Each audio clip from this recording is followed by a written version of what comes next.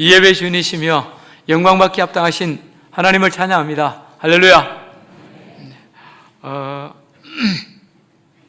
조금 전에 우리 선거관리위원장님이 광고를 드렸지만 오늘 이제 우리가 장로, 안수지 집사, 권사, 임직자 투표를 하고 있는데요.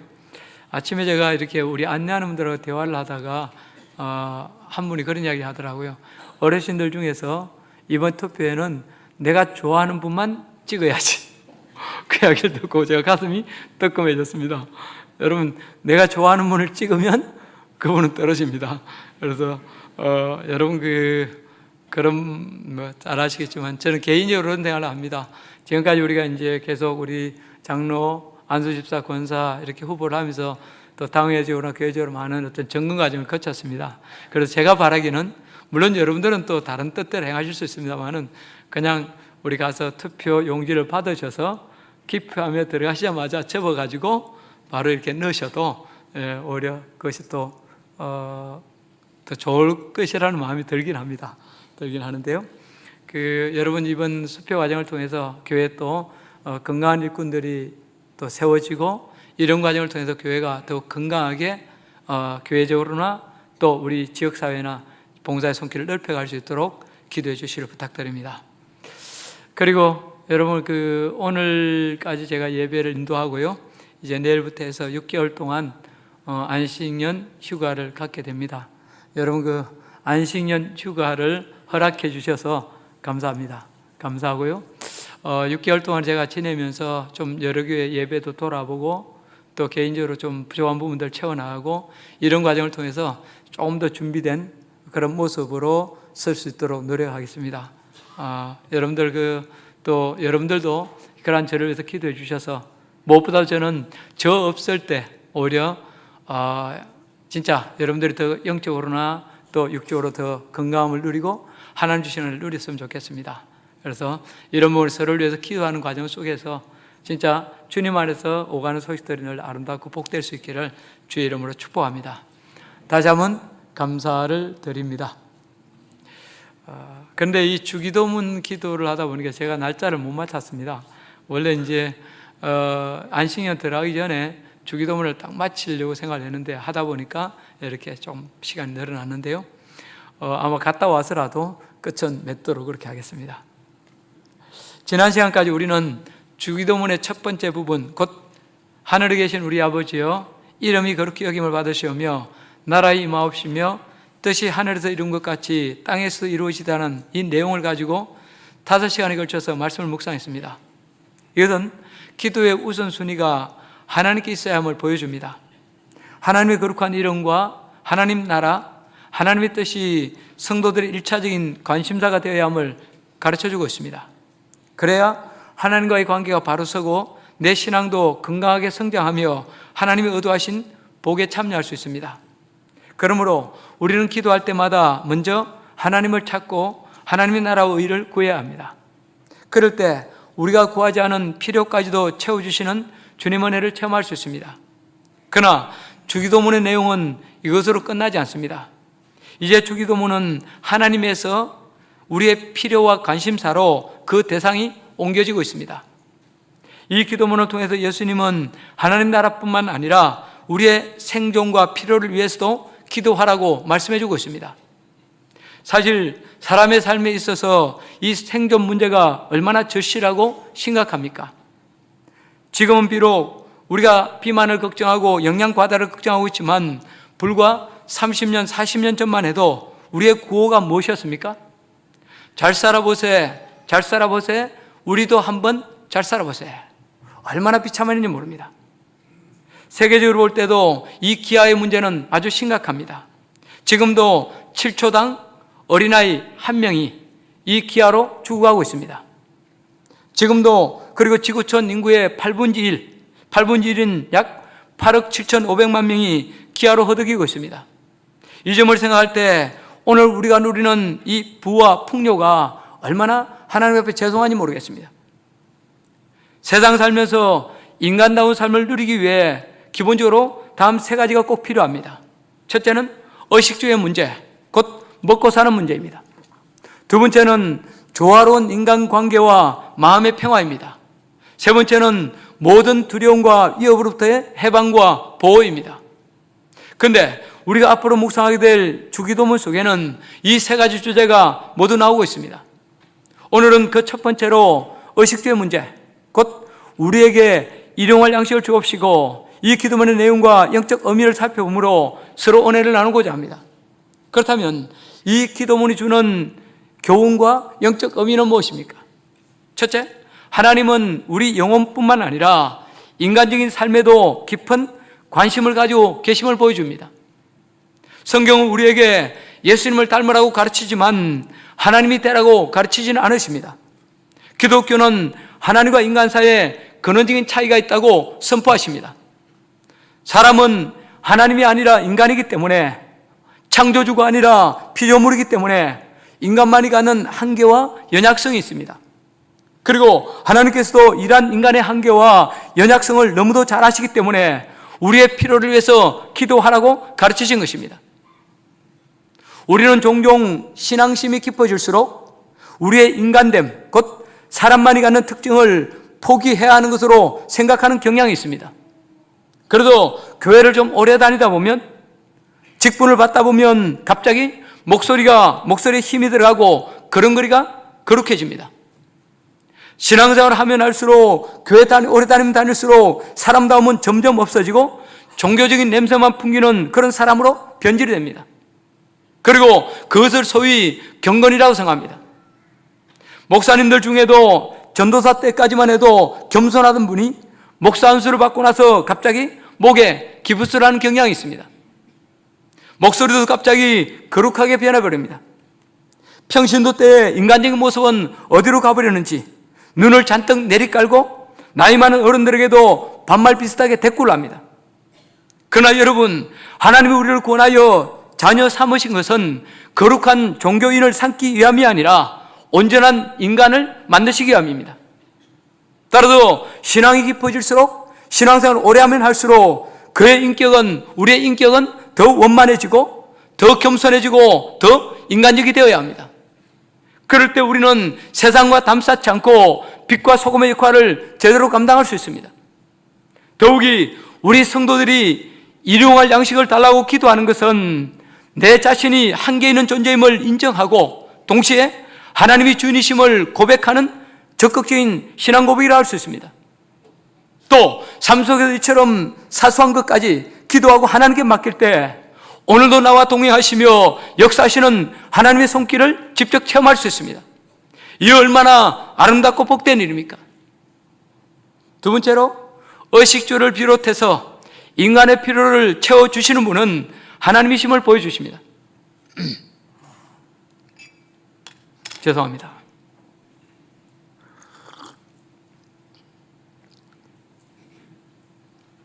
우리가 살아가는 데 있어서 모든 좋은 것은 다 하나님의 선물입니다. 하나님은 우리의 필요를 채워주시는 복의 근원이시며 동시에 생명의 수요자이십니다. 그런데 우리는 이것을 잘 모릅니다. 그렇기 때문에 일이 생길 때마다 하나님께 나오기보다 사람들을 찾는 경우가 얼마나 많습니까? 그러나 여러분, 욥을 보십시오. 욥이 위대한 신앙의 사람인 이유가 무엇입니까? 그처럼 가혹한 시련 속에서도 굴하지 않고 끝내 승리할 수 있었던 비결이 무엇입니까? 그 대답이 바로 욥기 1장에 나옵니다. 거기에 보면 사단의 관계로 욥은 하루아침에 그 많던 재산을 다 날려버립니다. 그리고 눈에 넣어도 아프지 않을 자식들을 한꺼번에 다 잃어버립니다. 얼마나 큰 사건이요, 엄청난 슬픔입니까? 그래도 이 소식을 들은 욥이 어떻게 합니까? 욥은 고통을 이기지 못해, 슬픔을 이기지 못해 겉옷을 찢고 머리털을 밀어버립니다. 그러면서 욥이 뭐라고 외칩니까? 욥기 1장 21절 말씀입니다. 우리 같이 한번 읽어보겠습니다. 시작.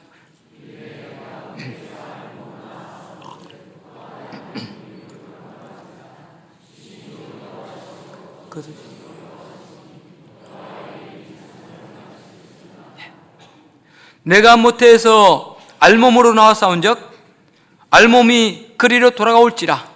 주신이도 여호와시요 거두신이도 여호와시니 여호와 이름이 찬송을 받을지어다.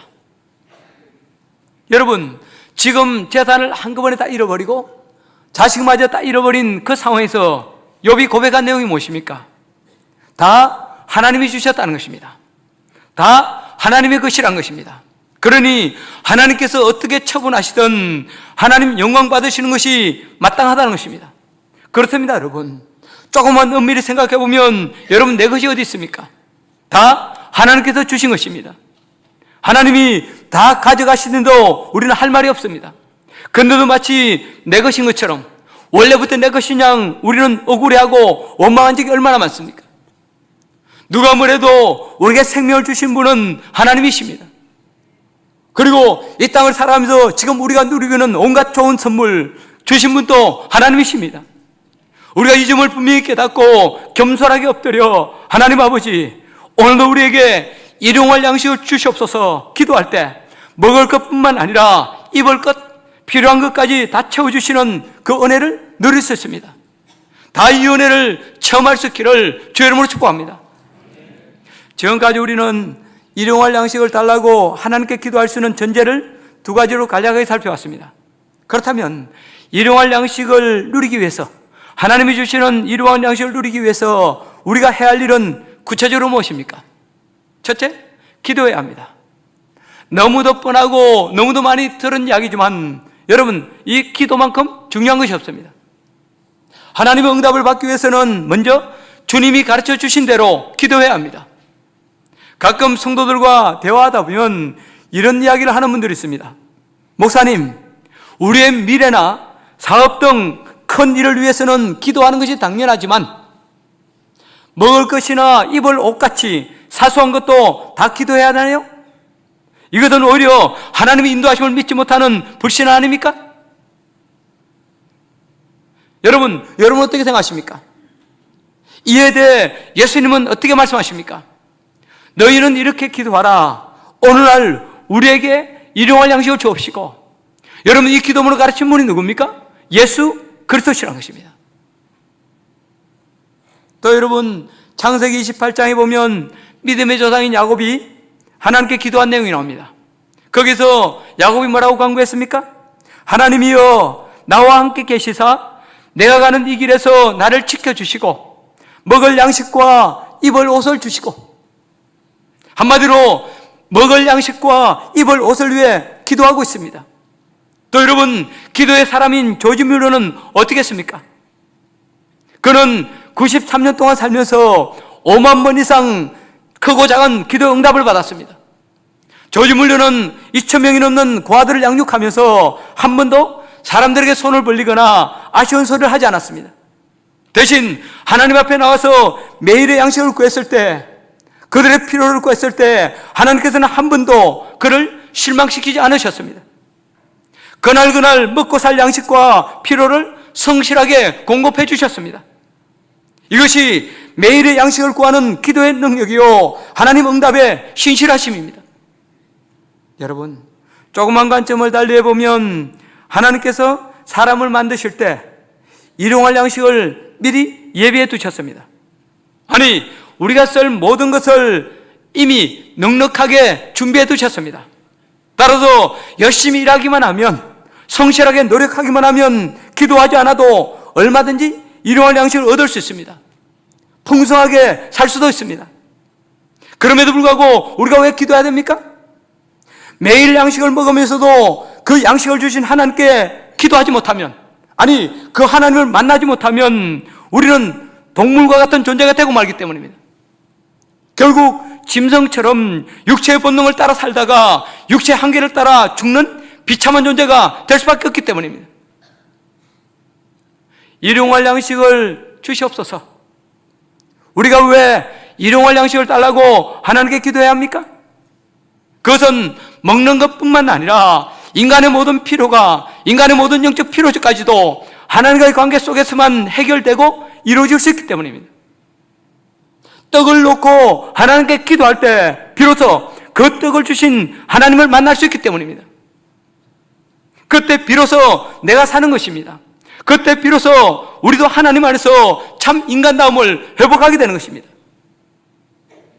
저는 이 말씀을 묵상하면서 이런 질문을 던져봤습니다. 하나님은 우리에게 왜 그토록 자주 기도하라고 말씀하셨는가? 그냥 넘어가도 될 사소한 것까지 일일이 기도하라고 하신 이유가 뭔가? 여러분, 그 이유가 뭐라고 생각하십니까? 그 대답은 오직 하나. 하나님께서 자녀된 저와 여러분들을 사랑하시기 때문입니다. 우리를 너무도 사랑하셔서 우리와 함께, 아니 우리와 마주하고 대화하는 것을 너무 좋아하시기 때문입니다. 우리의 소원과 간구를 들으시고 응답해 주시는 것이야말로 우리 하나님의 더할 나위 없는 기쁨이 되기 때문입니다. 또 우리도 이렇게 하나님과 마주 앉아서 기도하다 보면 나도 모르는 사이에 그분의 품성과 그분의 아름다우심과 그분의 깊은 사랑을 느끼고 주님의 모습을 자연스럽게 닮아가기 때문입니다. 여러분, 이 땅에 사는 우리 인간의 복이 무엇입니까? 아니, 우리의 삶의 진정한 가치가 무엇입니까? 한마디로 그것은 하나님께 있습니다. 하나님을 바라보고 하나님을 찾는 데 있습니다. 긴밀한 대화를 통하여 하나님과 인격적인 관계를 맺고 그 주님의 사랑을 더 풍성히 깨닫고 점점 주님을 닮아가는 데 있습니다. 이 세상 살면서 일용할 양식을 먹을 때마다 우리는 그 일용할 양식을 주신 하나님을 만나야 합니다. 그 사랑을 깨닫고 그 인도하심을 감격할 수 있어야 합니다. 꽃만 보는 것이 아니라 그 꽃을 창조하신 하나님을 봐야 합니다. 창세로부터 나를 지으시고 내 삶의 가장 세세한 부분까지 책임지시는 하나님을 보라는 것입니다. 이것이야말로 우리가 매일매일 기도해야 할 이유요 참된 목적입니다. 두 번째로, 탐욕을 버리고 자족하는 법을 배워야 합니다. 오늘날 인간 사회의 가장 큰 문제는 먹고 사는 문제입니다. 인간의 모든 문제는 이 먹고 사는 것 때문에 일어나고 있습니다. 더 먹으려는, 더 차지하려는 탐욕 때문에 끊임없는 갈등과 분쟁이 일어나고 있습니다. 그러나 오늘 주님은 우리에게 일용할 양식을 위해서 기도하라고 말씀하십니다. 주님은 우리에게 한 달분의 양식을 주시옵소서, 또는 평생 먹을 양식을 한꺼번에 주시옵소서 기도하라고 가르치지 않으셨습니다. 특별히 누가복음 11장 3절에 보면 우리에게 날마다 일용할 양식을 주셨고 그렇게 기록하고 있습니다. 여기서 강조점은 날마다 매일매일입니다. 많은 소유와 탐욕을 채우기 위해서가 아니라 필요한 매일의 양식과 건강한 생활을 위해서 기도하라는 것입니다. 이러한 기도의 원칙은 출애굽기 16장에 나오는 만나 사건을 잘 볼 수 있습니다. 이스라엘 백성들이 40년간이나 광야에서 살 수 있었던 것은 날마다 하나님께서 주시는 만나 때문이었습니다. 그런데 하나님께서 이 만나를 주실 때 이스라엘 백성들에게 뭐라고 하셨습니까? 그 말씀이 출애굽기 16장 4절에 나옵니다. 우리 같이 한번 읽어보겠습니다. 시작.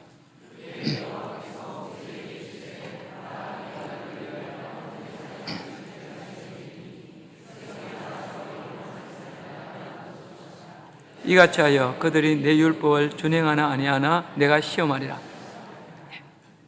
보라, 내가 너희를 위하여 하늘에서 양식을 비같이 내리리니 백성이 나가서 일용할 것을 날마다 거둘 것이라. 이같이 하여 그들이 내 율법을 준행하나 아니하나 내가 시험하리라. 그런데 여러분, 이스라엘 백성은 어떻게 했습니까? 하루 먹을 양식만 거두라는 하나님의 명령을 무시하고 그야말로 여러 부대씩 욕심껏 마음껏 거두었습니다. 오늘 먹고 남은 것은 내일 먹어야지, 또 내일 먹고 남은 것은 계속 싸두어야지. 만약 이 만나가 사라지면 우리는 어떻게 먹고 살아? 많이 싸두어야지. 그렇게 생각했습니다. 그러나 밤이 지나자 그 쌓아둔 만나들은 바로 썩어서 냄새가 났습니다. 그리고 이로 인해 이스라엘 백성들은 하나님의 징계를 받아야 했습니다. 그때부터 이스라엘 백성들은 깨닫고 매일 나가서 하루 먹을 양식만 거두었습니다. 그래요, 성경에 나오는 대로 많이 거둔 자도 남음이 없고 적게 거둔 자도 부족함 없이 각기 식량대로 거두게 되었습니다. 여러분, 이것이 바로 일용할 양식입니다. 여러분, 이 시간 우리 삶을 가만히 돌아보십시오. 우리 가운데는 돈이 많은 분들도 있고 적은 분들도 있습니다. 그렇다고 여러분, 돈이 많다고 돈이 많은 만큼 먹는 양식의 양, 먹는 음식의 양이 많아지게 됩니까? 그렇지 않습니다. 부자도 가난한 사람도 하루에 3끼 먹는 것은 같고요. 조금 더 부유스러운 것, 고급스러운 거 먹을 수 있을지 모르지만 결국 우리는 보면 먹는 부분은 다 같게 됩니다. 먹고 사는 문제에 관한 한 지나치게 남아도는 것도 부족한 것도 하나님이 기뻐하시는 뜻이 아닙니다. 지나치게 많으면 하나님보다 물질을 더 의지하는 유혹에 빠지기 쉽습니다. 반대로 너무 부족하면 물질에 대한 염려와 근심으로 하나님을 향한 우리의 마음이 갈라질 수 있습니다. 서구 선진국의 경우 50년 전만 해도 한 사람에게 약 70가지 정도의 생필품이 필요했다고 합니다. 그러나 반세기가 지난 오늘날에는 적어도 10배 이상의 생필품이 필요하게 되었다고 합니다. 다시 말해서 700가지 이상의 생필품을 갖추어야 제대로 생활이 된다는 것입니다.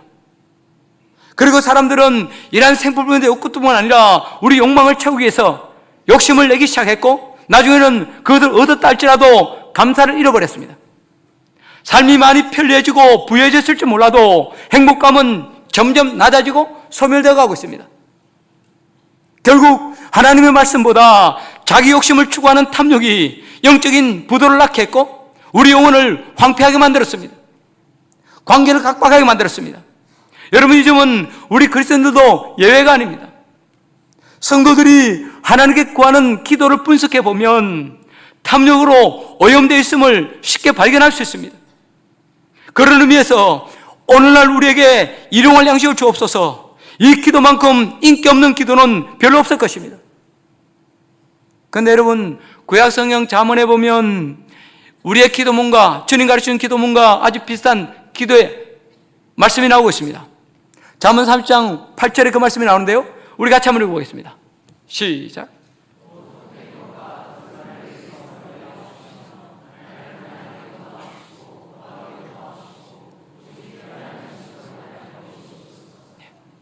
여러분, 잠언서 기자는 내 인생을 살아가면서 두 가지 하나님께 부탁하는 것이 있습니다. 이 두 가지를 꼭 이루어 주시옵소서. 이 두 가지를 살게 해 주시옵소서. 그렇게 하면서 여러분 이 두 가지를 이야기하고 있습니다. 첫 번째는 뭡니까? 헛된 것과 거짓말을 내게서 멀리하게 해 주십시오. 두 번째는 뭡니까? 나로 가난하게도 마옵시고 부하게도 마옵시고 오직 필요한 양식으로 나를 먹이시소. 여러분, 우리 중에 이 기도로 만족할 사람 과연 누가 있을까요? 아마 우리는 나로 가난하게 마옵시고 이 기도문 앞에서는 한 소리로 아멘, 아멘, 아멘 할 것입니다. 그러나 그 다음에 나오는 부하게도 마옵시고 오직 필요한 양식으로 내게 먹이시옵소서. 이 기도문에는 얼마나 많은 사람이 아멘 할 수 있겠습니까? 우리 중에 하루 먹을 양식으로 만족하는 사람은 거의 없습니다. 할 수만 있으면 더 많이 갖고 더 많이 쌓기를 바라는 것이 사람들의 한결같은 소원입니다. 그러나 분수에 지나치는 탐욕은 인류의 무덤을 가져오는 원인이 되었습니다. 오늘 이 세계는 인간의 탐욕 때문에 무덤이 되어가고 있습니다. 그 많은 죽음과 상처와 상흔들, 폐허들이 무엇 때문에 생깁니까? 결국 인간의 탐욕 때문입니다. 우리나라도 온 나라가 무덤이 되어가고 있습니다. 지금 이 민족에게, 아니 이 나라 이 민족에 뿐만 아니라 온 세계에 필요한 것은, 시급한 것은 경제 성장이 아니요 탐욕으로부터 자유를 얻는 것입니다. 욕심을 비우고 자족하는 마음으로 서로 사랑하게 만드는 것이 위대한 정치요, 위대한 교육이요, 위대한 종교입니다. 여러분, 인간의 모든 죄는 탐심에 근거하고 있습니다. 하나님 외에 다른 신을 섬기지 말라고 말씀하셨으나 탐심 때문에 우리는 황금 우상을 섬깁니다. 우상에게 절하지 말라고 말씀하셨으나 우리는 돈 때문에 양심을 팝니다. 죄의 이름을 망령되이 일컫지 말라고 주님 말씀하셨으나 재물에 눈이 멀어 아나니와 삽비라처럼 거짓말을 밥 먹듯이 반복합니다. 안식일을 지키라고 말씀하셨으나 물질적인 욕심 때문에 주의를 지키지 못합니다. 부모를 공경하라 말씀하셨으나 부모보다 돈이 더 중요하기 때문에 그 문제 때문에 부모와의 갈등이 생기고 이로 말미암아 그야말로 서로 반목하며 살아가는 경우가 얼마나 많습니까? 그래서 돈 때문에 살인까지 합니다. 돈 때문에 간음하고, 돈 때문에 도둑질하고, 돈 때문에 거짓말을 합니다. 영국의 유명한 스펄전 목사님은 자기가 목회하는 기간 동안 수천 명이 회개하는 것을 지켜봤지만 탐심을 가진 사람이 회심하는 것은 본 적이 없노라고 그렇게 말했습니다.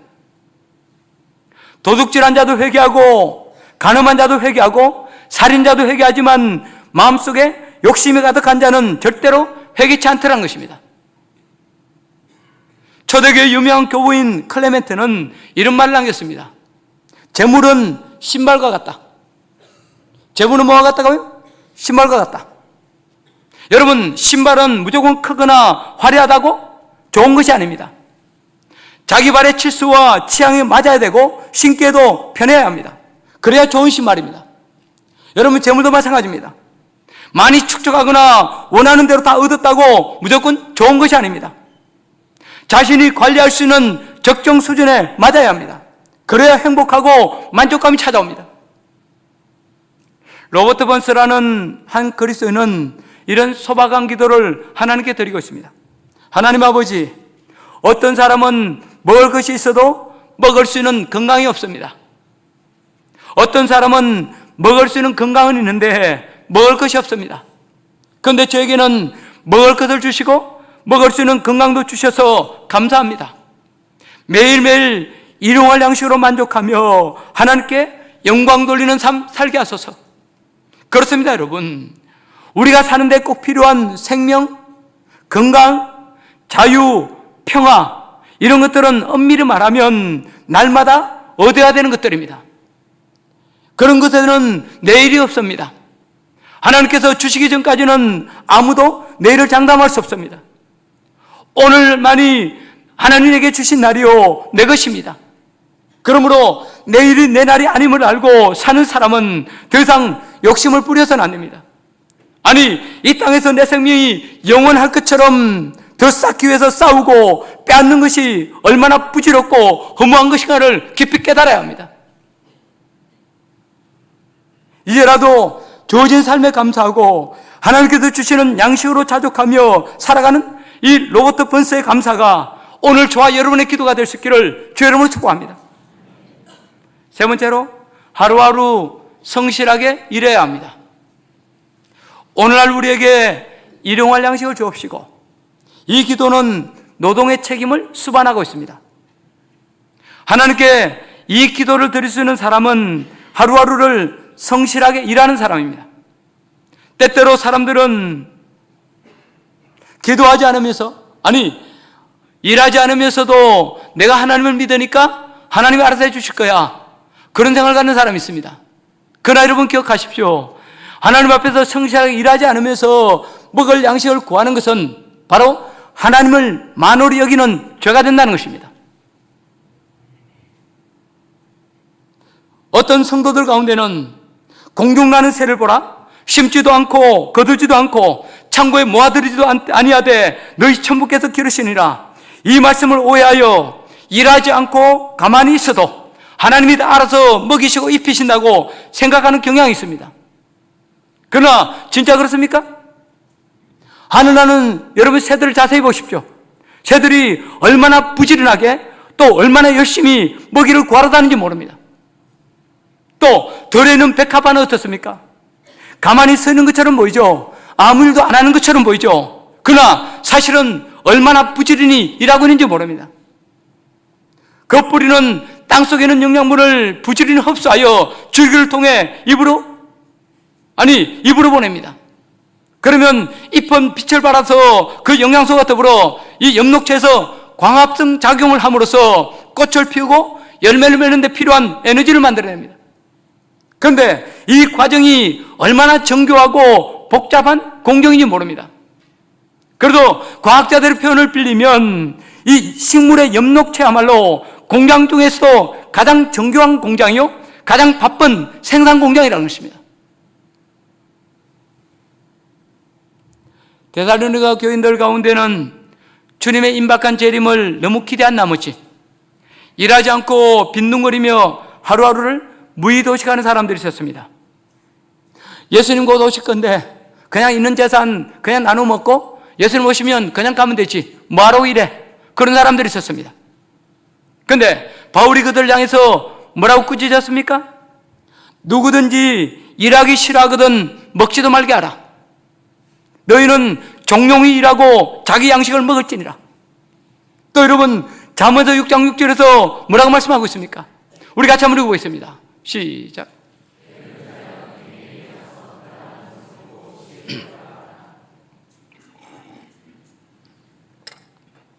그렇습니다, 여러분.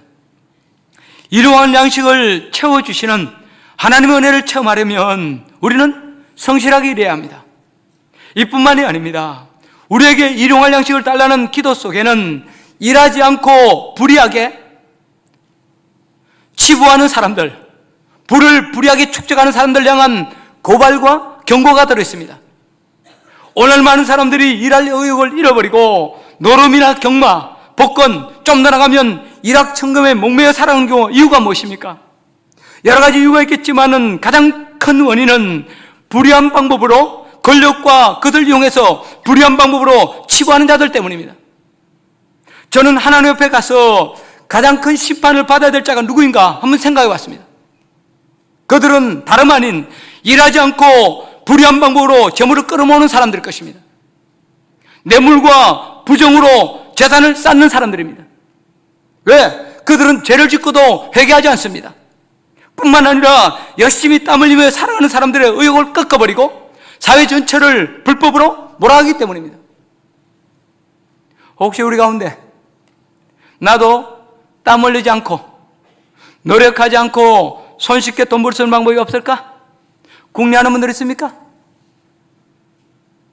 해야 할 일은 하지 않은 채 엉뚱하게 돈 모을 방법만 계속 머릿속에 있는 분들 없습니까? 그러면서 계속 나의 게으름과 나태를 정당하고 있는 분 없습니까? 하나님 주시는 건강 가지고 하루하루 일할 수 있음이 행복이요 감사임을 여러분 기억하시기 바랍니다. 그리고 오늘 하루를 성실하게 일하며 하나님 아버지 일용할 양식을 달라고 기도하시기 바랍니다. 그럴 때 여러분의 쌀독에 쌀이 떨어지지 아니하고 기름병에 기름이 마르지 않게 그렇게 해주실 것입니다. 순간순간 부어지는 하늘의 은혜로 매일매일 기쁨과 평강이 넘치는 그런 삶을 살아가게 해주실 것입니다. 마지막으로 구제하며 가난한 자와 더불어 나누는 삶을 살아야 합니다. 예수님께서 이 주기도문을 주시면서 오늘날 나에게 일용할 양식을 주옵소서 하지 않으시고 우리에게 일용할 양식을 달라고 가르치신 것은 아주 의미심장합니다.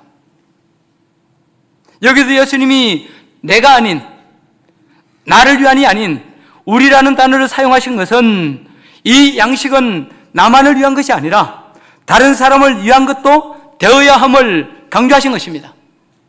다시 말해서 하나님께서 주시는 양식을 가난한 자와 나누며 살아야 한다는 그런 의미가 강하게 들어있습니다. 그래서 우리라는 의미를 사용하신 것입니다. 여러분, 하나님께서 왜 우리에게 넘치는 재물을 주셨습니까? 왜 여러분의 창고에 양식이 차고 넘치게 해 주셨다고 생각하십니까? 그것을 쌓아두라고 주신 것이 아니라 나누고 섬기라고 주신 것입니다. 이러한 나눔의 원리를 우리는 열왕기상 17장에 나오는 사르밧 과부에 의해서 잘 볼 수 있습니다. 엘리야 시대 때 이스라엘 온 나라에 비가 오지 않아 온 산천이 다 말라 죽었습니다. 큰 흉년이 왔습니다. 그때 엘리야는 시돈 땅 사르밧에 있는 과부에게 가서 배고프니 빵 한 덩이 달라고 요청을 했습니다. 그러다 이 과부가 정말 기가 막힌 말을 합니다. 우리 집에는 밀가루 한 줌과 기름 한 방울이 마지막으로 남았는데 그것으로 떡을 만들어 먹고 우리 모자, 우리 아들과 함께 죽으려고 이렇게 나무를 줍고 있습니다.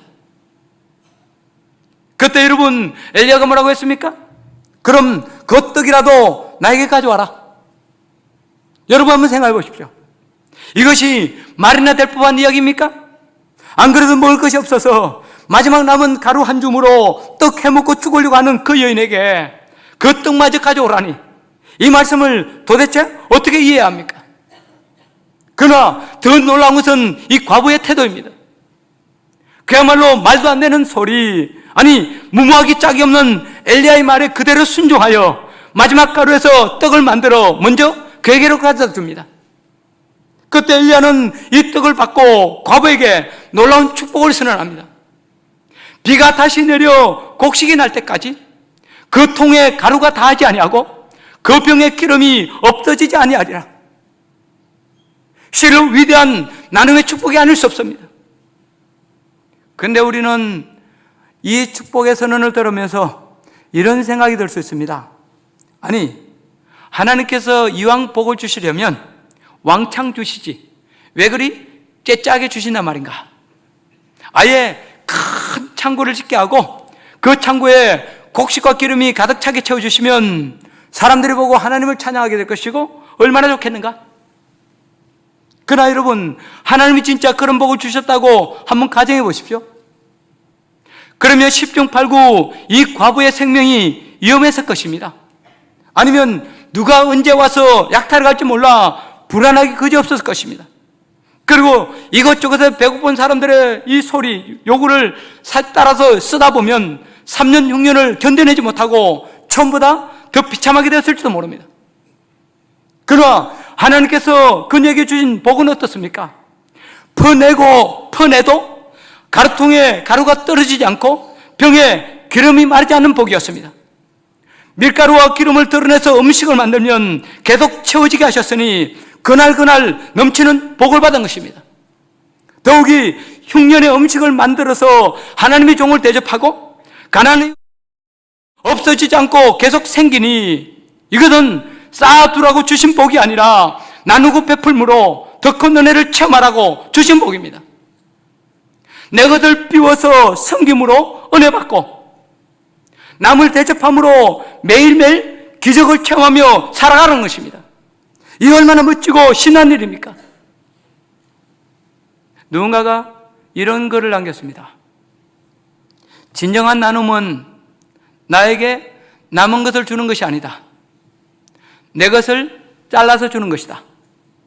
그리하여 내 안을 비게 할 때 그때 비로소 예수님께서 충만한 체험으로 내게 역사하신다. 여러분, 이 점은 오늘날 우리들도 마찬가지입니다. 탐욕과 불안에서 벗어나 매일매일 피로를 채우시는 하나님을 체험할 수 있는 비결이 무엇입니까? 그것은 나누고 비우는 것입니다. 나 혼자 거머쥐지 않고 가난한 이웃과 나누어 먹는 것입니다. 그러면 하나님께서 우리의 가루통과 기름병을 마르지 않게 해주시고 놀라운 기적의 역사로 함께 해주십니다. 여러분, 우리의 구주 되신 예수님을 보십시오. 한마디로 예수님의 생애는 나눔의 생애이셨습니다. 그대로는 요한복음 6장 35절에서 주님 뭐라고 말씀하셨습니까? 우리 같이 한번 읽어보겠습니다. 시작.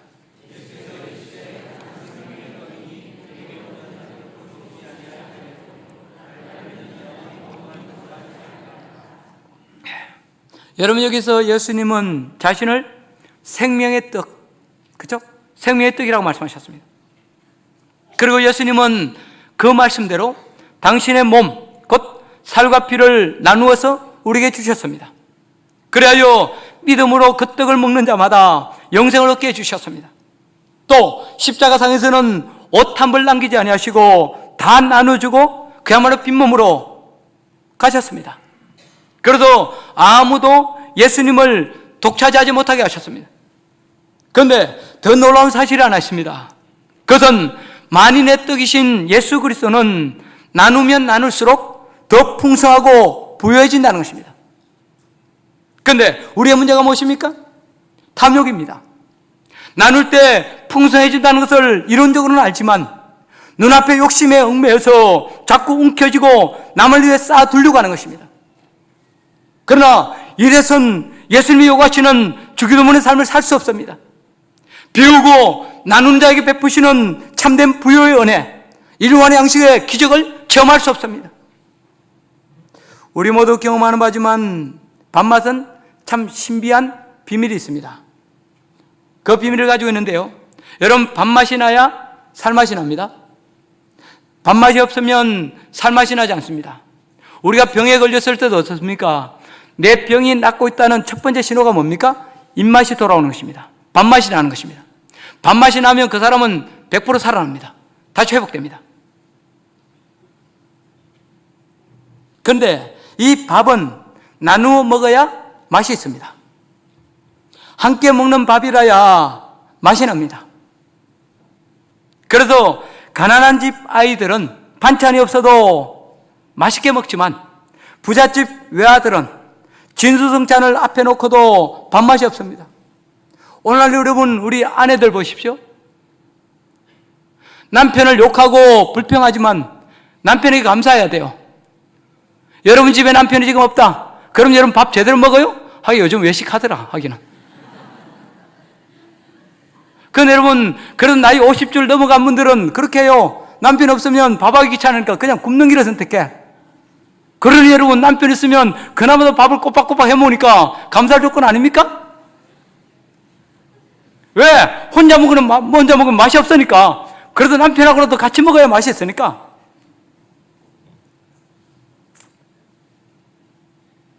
여러분, 인생을 살면서 가장 불행한 것, 가장 불쌍한 것은 혼자 밥을 먹는 것입니다. 여러분, 오늘날 세계를 보십시오. 이 세상은 빈익빈 부익부 현상이 점점 심화되어 가고 있습니다. 지구 한쪽에는 영양 과다로 인한 비만을 걱정하고 있고, 다른 한쪽에서는 하루에도 수만 명이 먹지 못해 죽어가고 있습니다.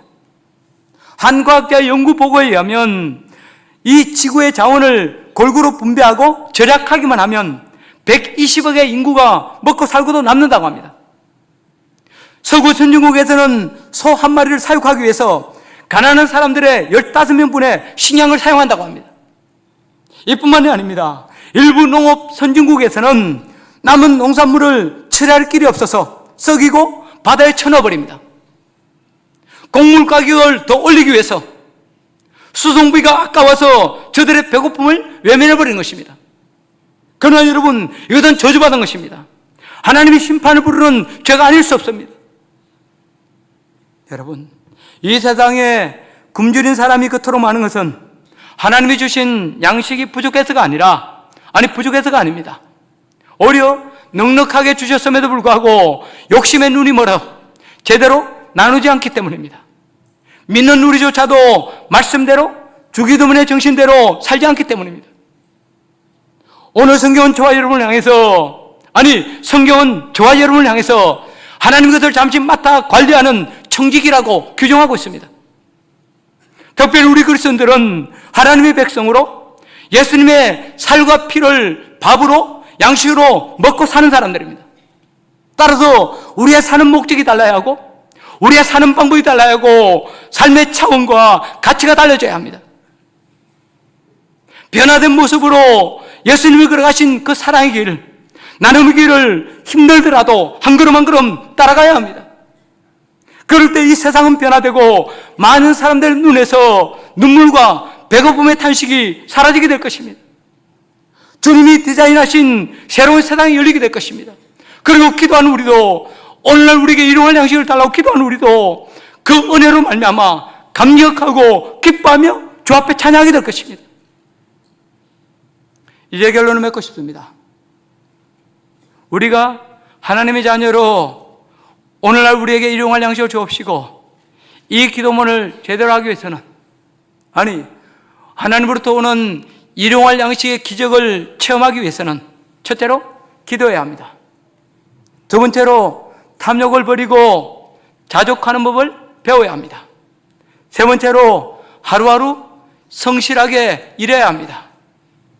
마지막으로 구제하며 가난한 자와 더불어 나누는 삶을 살아야 합니다. 그럴 때 하나님의 약속이 이루어지는 삶, 비우고 나누는 자에게 주시는 일용할 양식의 기적을 체험할 수 있습니다. 오늘 함께 예배하는 저와 여러분의 삶 속에 오늘날 우리에게 일용할 양식을 주옵시고, 이 기도의 바른 고백, 이 기도의 바른 결단이 있기를 주의 이름으로 축복합니다. 찬양하고 기도하겠습니다.